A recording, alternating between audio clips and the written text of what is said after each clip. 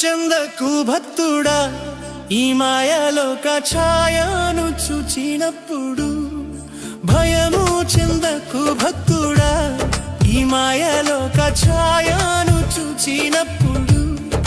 భయము చెందకు, నీకు జయము దయచేయువాడు. భయము చెందకు, నీకు జయము దయచేయువాడు. దేవుడే యెహోవాయున్నాడు, నీ సాయమునకు దేవుడే. ప్రభు అయిన యేసుక్రీస్తు అతి శ్రేష్టమైన నామంలో మీకు అందరికీ వందనములు. పరిశుద్ధ గ్రంథమైన బైబిల్ నందు మత్తయి సువార్త 6వ అధ్యాయము 19వ వచనంలో మనం ఈ విధముగా చదువుచున్నాం. భూమి మీద మీ కొరకు ధనమును కూర్చుకొనవద్దు, ఇక్కడ చిమ్మెటయు తుప్పును తినివేయును, దొంగలు కన్నం వేసి దొంగిలెదరు. మనుష్యుల సమస్త ఆశలు, ఆలోచనలు, కార్యములు, వ్యవహారాలు లోక సంబంధమైనవి అయినప్పుడు మానవుల మీద పాపమునకు బహు గొప్ప విజయము లభిస్తుంది. ఎవరైతే లోక సంబంధులై ఉంటారో వారు శరీరాశ, నేత్రాశ, జీవపు డమ్మమును కలిగి ఉంటారు. వారు ఇట్టి పాప స్వభావం బట్టి ఈ లోకంలో తమ కొరకు ఏదైతే సంపాదిస్తారో అది వారు నష్టపోతారు.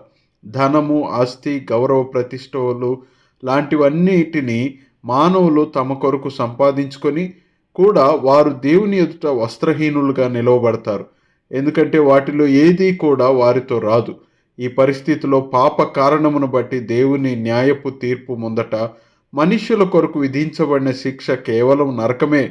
ఈ శిక్ష నుండి మానవులను రక్షించడానికై ప్రభువైన యేసుక్రీస్తు మానవ రూపమును ధరించి మానవ పాప భారములను తన సొంత శరీరంపై వేసుకొని శిలువలో మానవుల శిక్షను సహించాడు.